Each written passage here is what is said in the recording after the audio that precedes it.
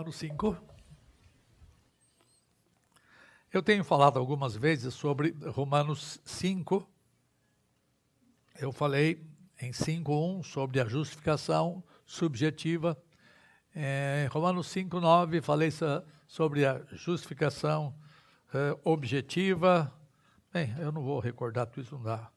Falei outras coisas em outros sermões e agora eu vou falar mais um sobre Romanos 5, agora dos versos 12 a 14. Romanos 5, 12 a 14 diz assim, e mantenha a sua Bíblia aberta para você acompanhar o meu raciocínio, ok?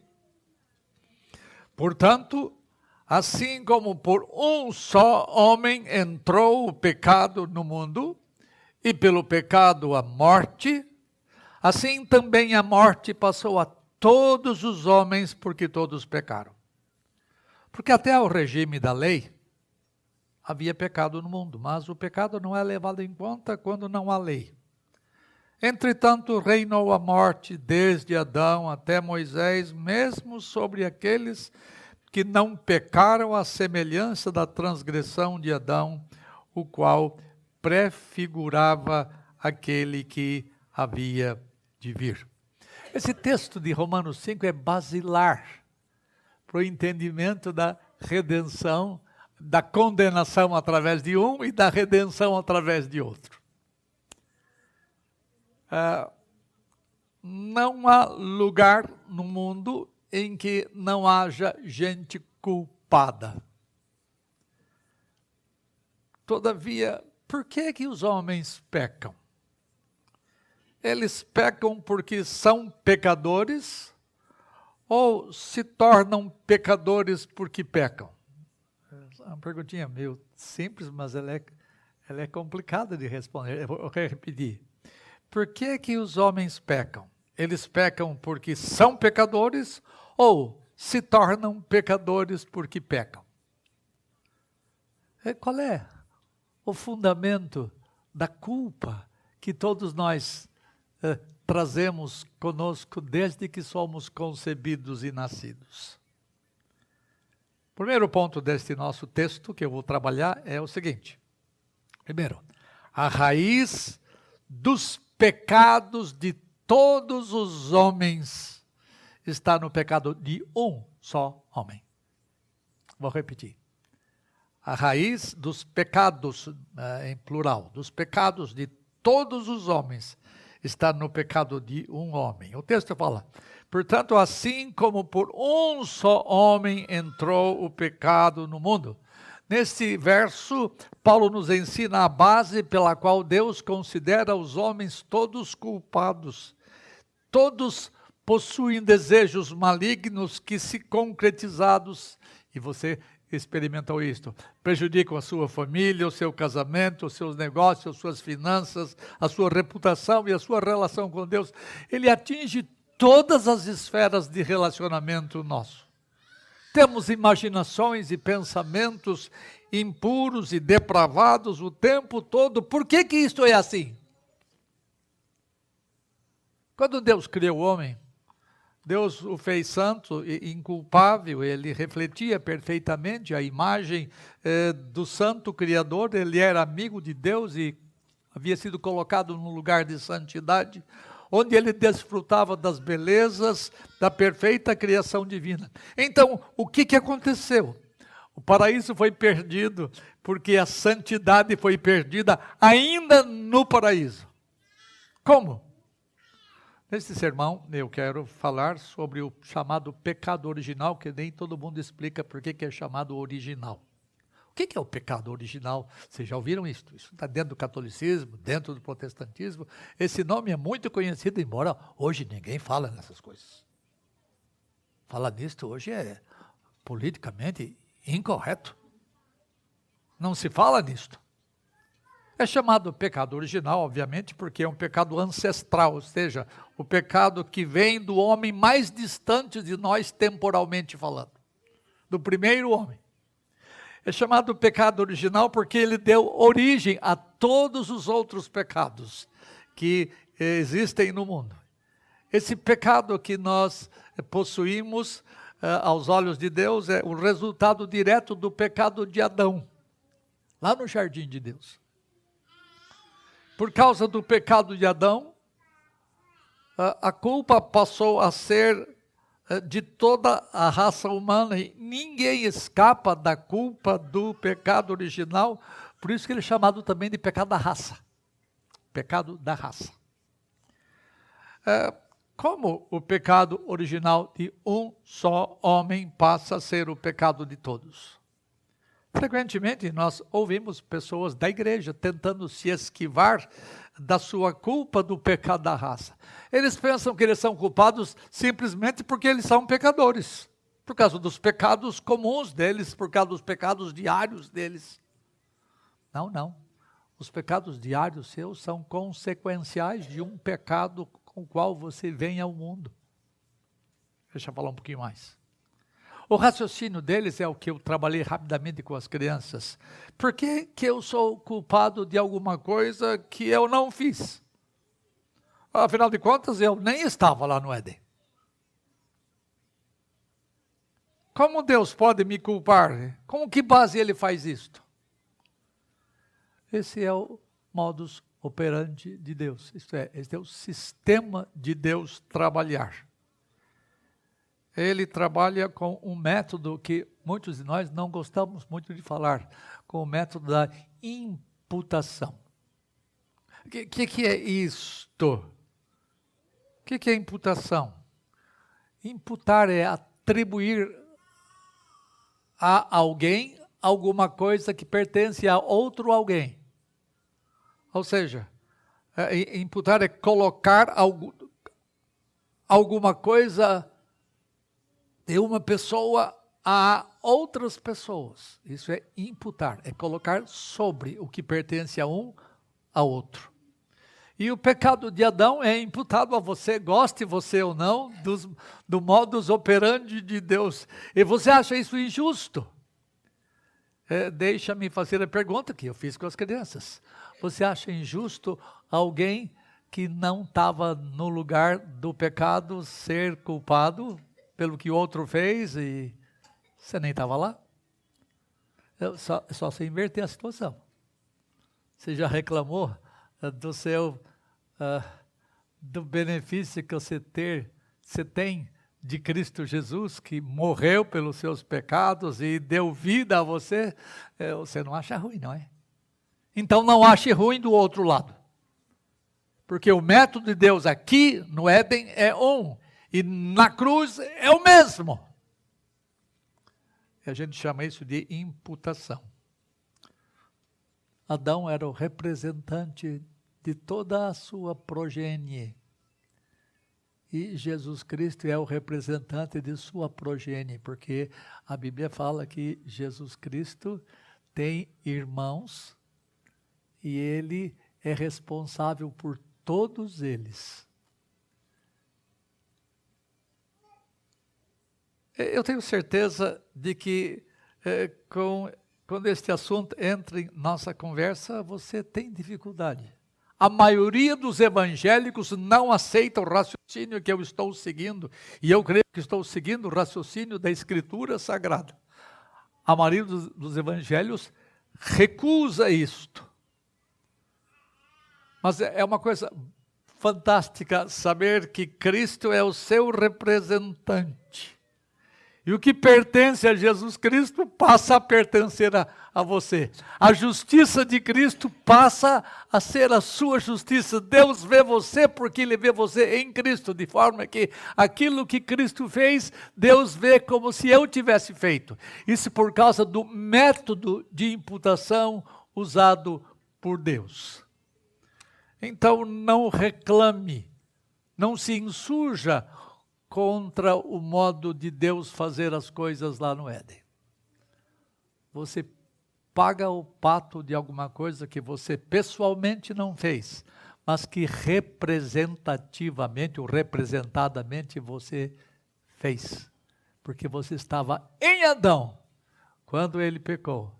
Da mesma forma que você estava em Cristo quando ele obedeceu, quando ele pagou a penalidade dos seus pecados.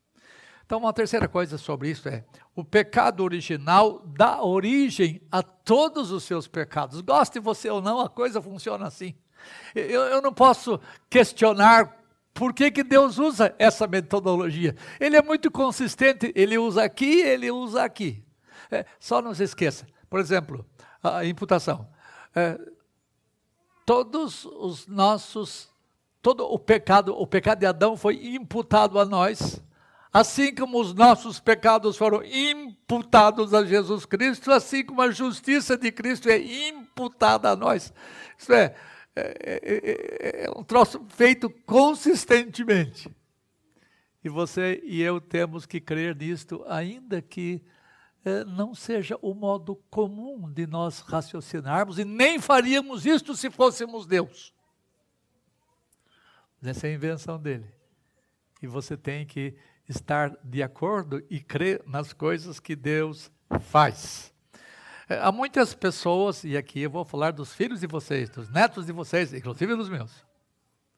Há muitas pessoas que pensam que as crianças são nascidas inocentes, num estado de neutralidade moral, na qual elas não possuem nenhuma predileção pelo pecado, nenhuma inclinação para o pecado. Na verdade, é a sociedade que os corrompe no pensamento deles.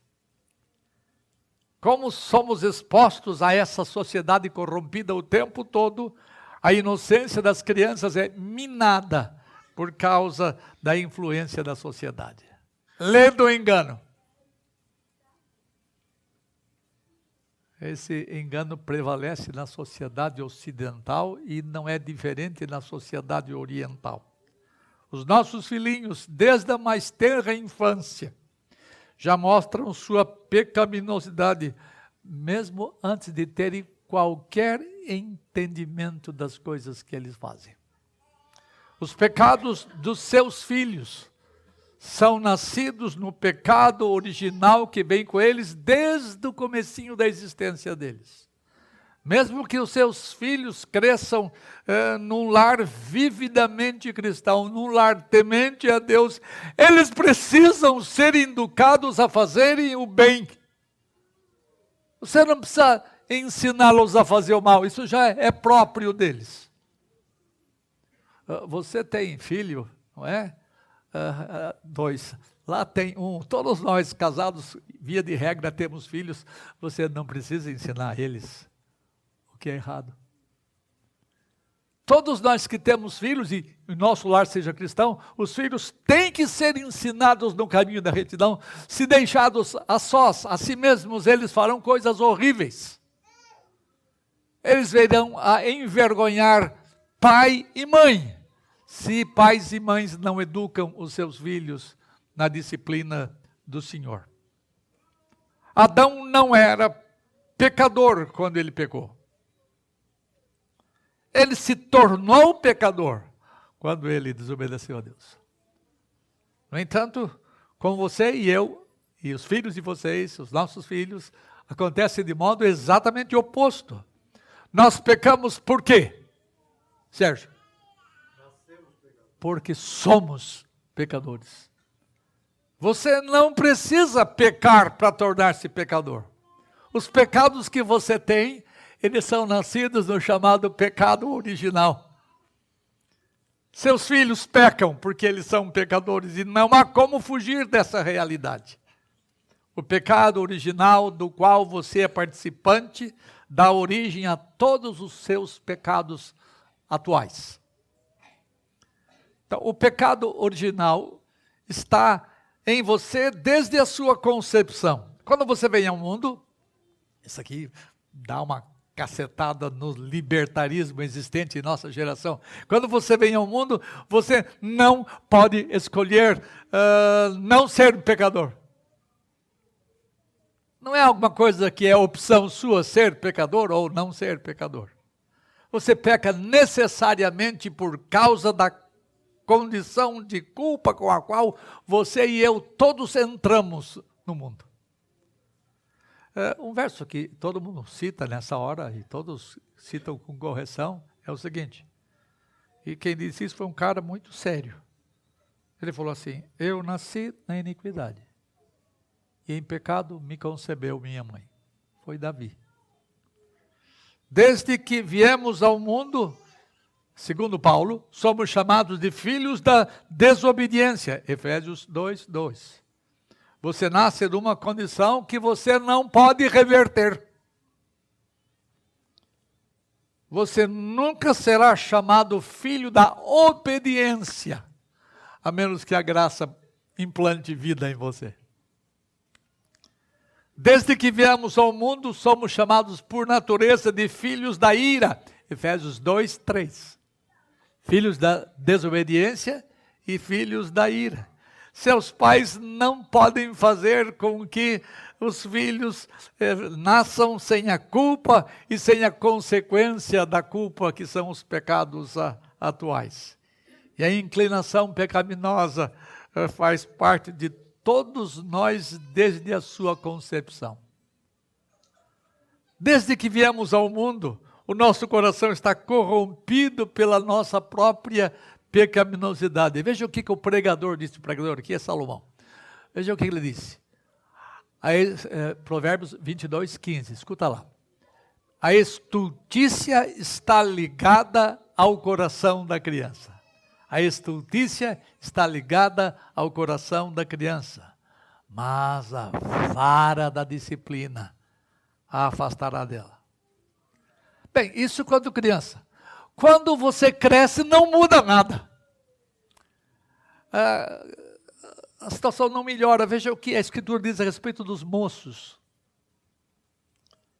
Porque é mau todo o desígnio íntimo do homem desde a sua mocidade.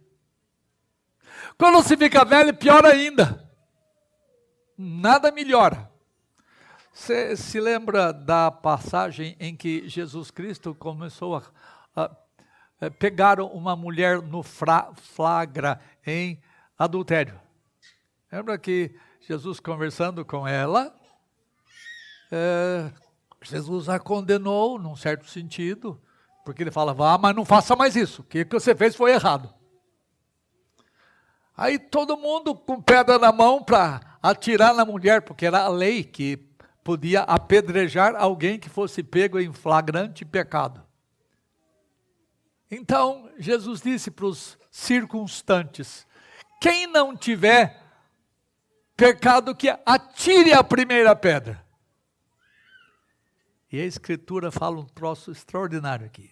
Ouvindo eles esta resposta, e acusados pela própria consciência, foram se retirando um por um, a começar pelos mais velhos. Cada um ia jogando a sua pedra. Não na mulher, no chão. Essa expressão me impressiona, a começar dos mais velhos. Eu conheci alguns velhos, hoje eu sou um deles. Que tem pecados sexuais como os adolescentes e os adultos têm. Tem impureza no coração como os moços têm, como as crianças têm, embora em graus diferentes. Velhos que não têm tido melhora nestas coisas, porque somos um pacote só, desde que somos concebidos e nascidos. Somente quando Deus começa a operar em nós, quando Ele nos vivifica, quando Ele começa a trabalhar em nós, é que essas coisas vão ficando um pouquinho menores, um pouquinho mais leves. Mas até que nós cheguemos à morte, nós vamos continuar a ter a pecaminosidade dentro de nós. Isso é inescapável.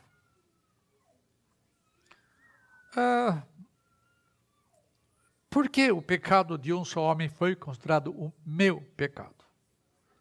Há muitos crentes que dizem que a doutrina da imputação do pecado de Adão a nós seja algo injusto. Em todos os aspectos é assim que funciona.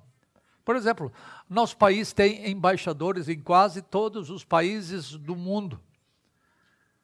Os embaixadores são representantes do país onde eles trabalham. Você vai dizer assim, espera um pouco. Eu não estou em nenhum desses países e eu não aceito que outra pessoa tome o meu lugar e faça as coisas no meu lugar. Não é justo ele me representar.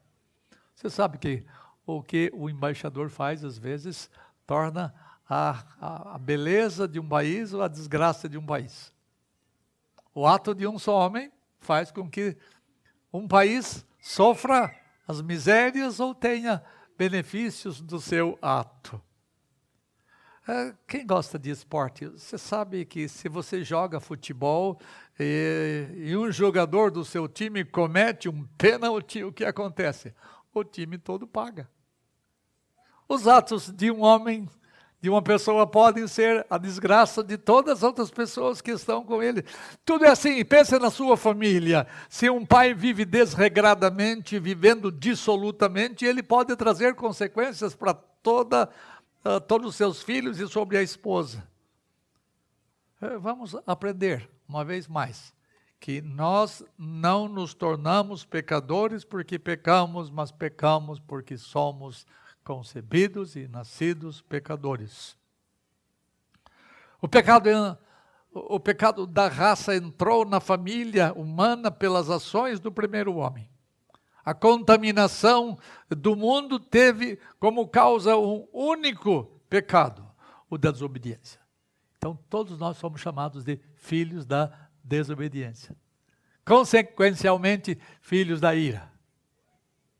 A menos que alguém receba a ira de Deus no seu lugar. A segunda grande verdade é que a raiz da morte.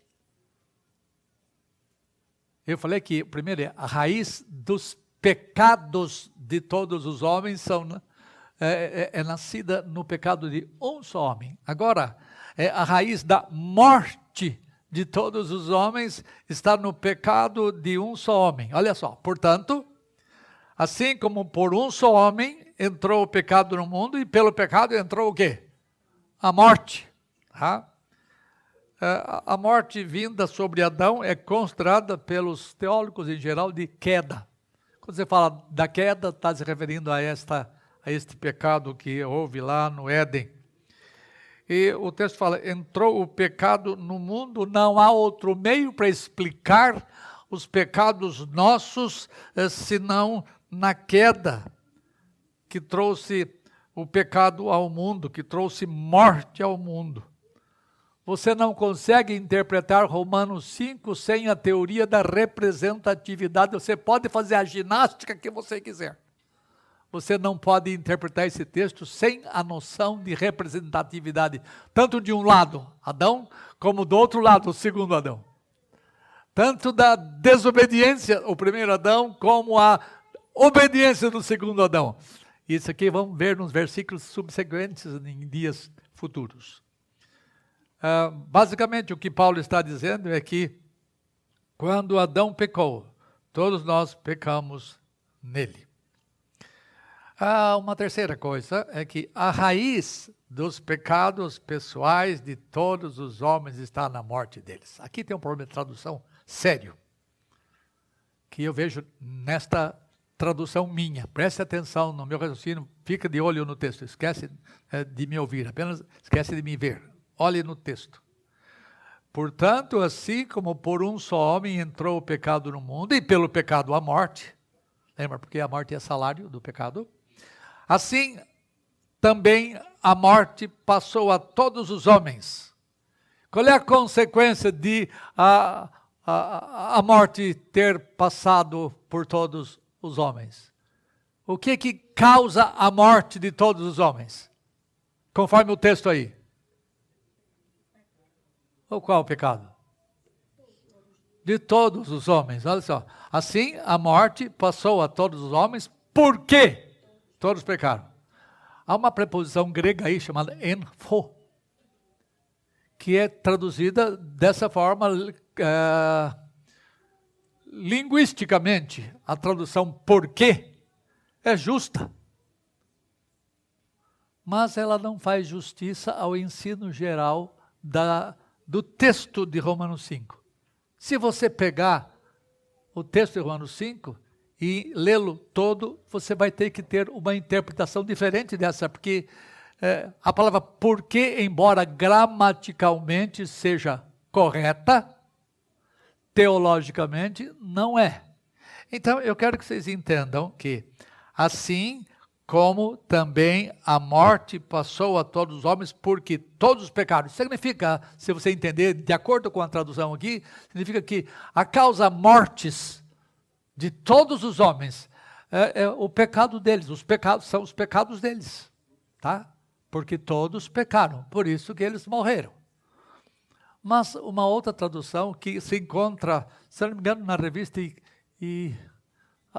na revista Corrigida para Esquecer, diz assim, e que você devia entender assim, em vez de porquê, você devia traduzir assim, e que também é gramaticalmente correta a tradução. Assim também a morte passou a todos os homens, por isso todos pecaram. Faz toda a diferença essa tradução, absolutamente toda a diferença. Por que que os homens são mortos? O que a morte deles causou? Causou o fato de eles pecarem. Não é a morte deles porque todos pecaram, mas por causa da morte deles, eles pecaram.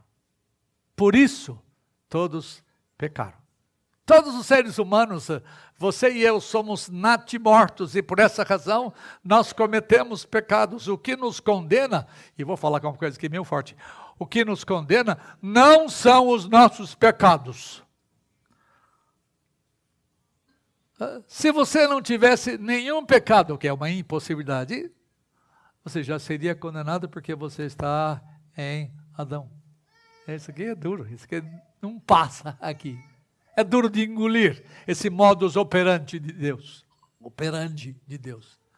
Mas a Escritura diz que a morte passou a todos os homens, razão pela qual todos pecam. Por isso, todos pecaram. Existe um outro meio de explicar o assassinato, o aborto, o roubo, o racismo, o ódio, a fornicação, o adultério, a idolatria e todas as outras espécies de pecaminosidade, exceto através da teoria da representatividade.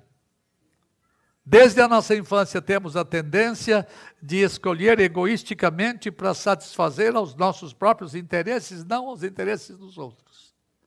Como explicar a multiplicidade de crimes neste mundo contra Deus, contra os homens e contra nós próprios?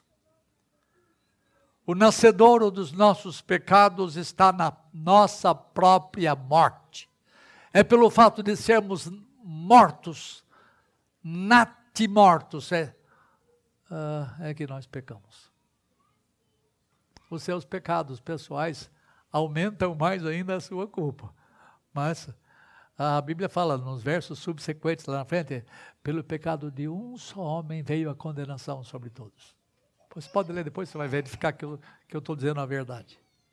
Por causa do pecado de um só homem, e por causa de um só pecado desse homem, todos recebem condenação. Para o seu governo, Deus é justíssimo, não fica ninguém sem receber condenação. Ninguém. Todo mundo vai para as honduras, para as profundezas do inferno. Por quê? Uns vão pessoalmente. E eu espero que não esteja entre vocês quem vai pessoalmente. Outros vão para o inferno representativamente. Cristo Jesus experimentou a condenação divina. Ele experimentou a ira divina. Então, de forma que o que ele fez é o que você recebe. Você não é mais pessoalmente condenado porque você foi representativamente condenado. Aqueles que não creem, aqueles que não têm experiência cristã, eles entram na outra turma que vai ser condenada pessoalmente. Não briguem comigo, isso aqui é a Escritura que diz, não sou eu. Agora, não precisa você ser muito pecador para você receber condenação. o fato de você estar em Adão, sem estar em Cristo, é suficiente para você receber condenação. É isso que o texto quer dizer. E você precisa entender isto, ou você nunca entenderá a causa mortis sua. E nem vai entender o que a morte sua produz em você. Por isso que você tem que ensinar estas coisas a seus filhos devagar. Temos que ensinar tudo o que é certo a eles. O que é errado, eu já disse, você não precisa ensinar para eles. Eles são doutores na matéria. Eles são nascidos mortos e por isso pecam. Isso pode soar muito duro, mas é verdadeiro sobre eles. Tem criancinha pequena aqui, por favor, pai, não me leve a mal. Todo bebê começa a vida como um pequeno selvagem. Estranho, dói, né? É completamente egoísta e centrado em si mesmo. Ele quer o que quer, quando quer e como quer. Ou seja, seu brinquedo, a atenção da mãe ou do pai, outra coisa qualquer. Negar o que ele quer significa você enfrentar a agressividade que pode se tornar assassina se não for contida. Só o pai cego e bobo que diz que o meu filhinho é um anjinho. Nunca. A menos que o Santo Deus trabalhe na vida dele desde a mais tenra infância. Aí muda. Não acaba o pecado, mas muda o modo como ela responde aos ensinos do pai e da mãe.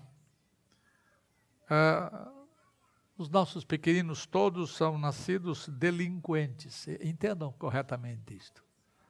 A tendência deles... Adriana, você teve 2 filhos só, né? Você lembra a primeira palavrinha que eles aprenderam? Não precisa responder, não. Não. Isto. Não. Não é mamãe nem papai. É não.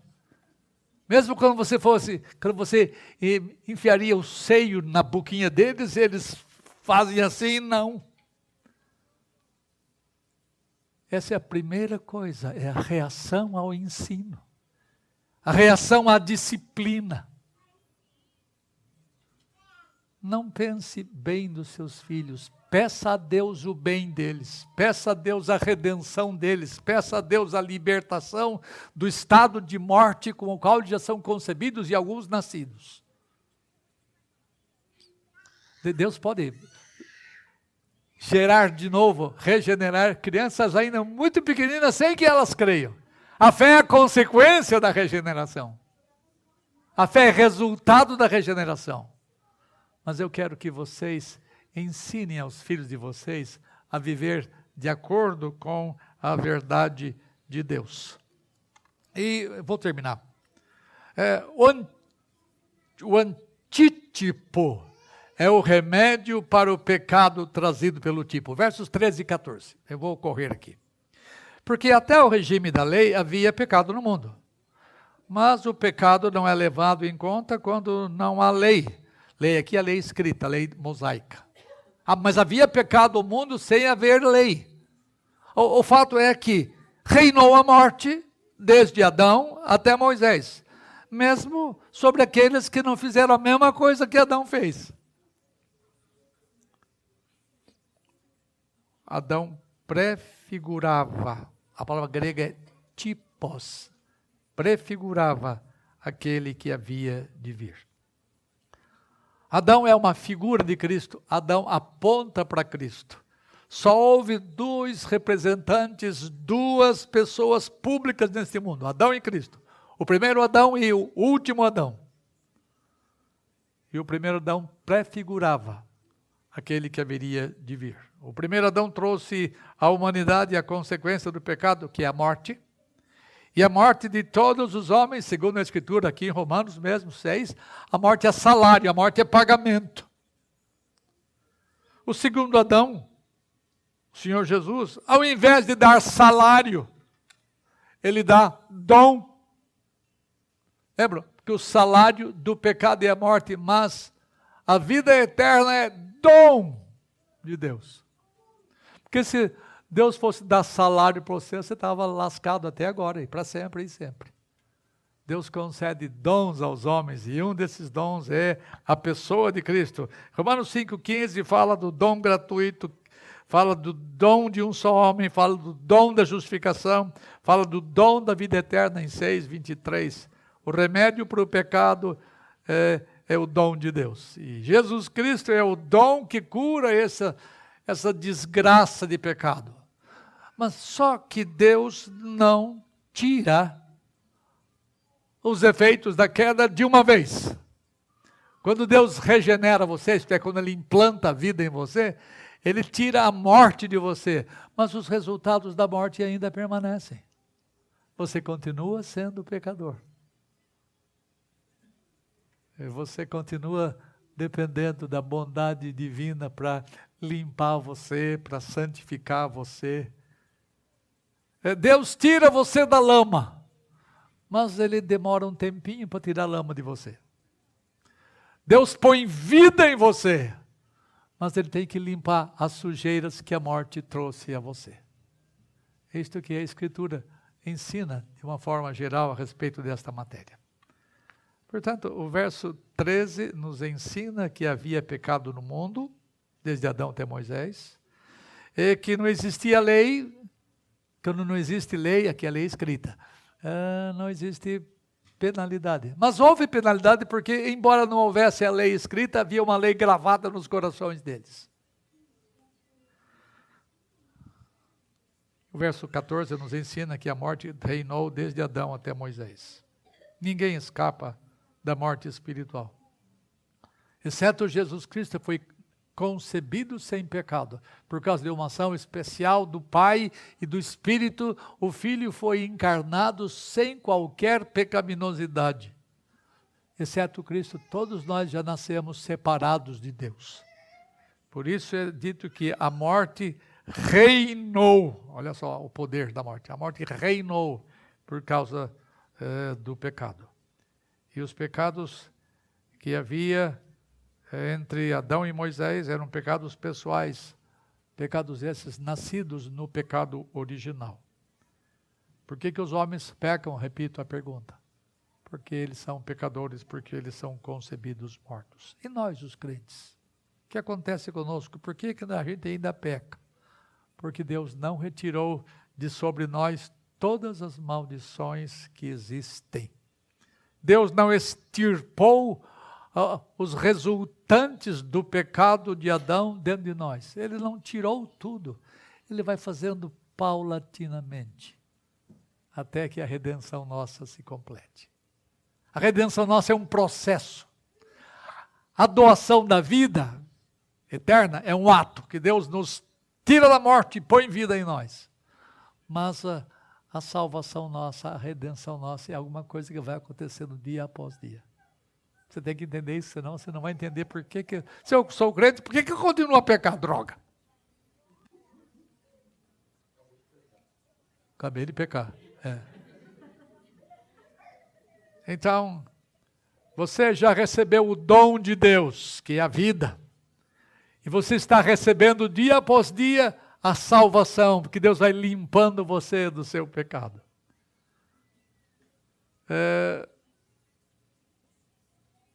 Você está ainda em Adão ou está em Jesus Cristo?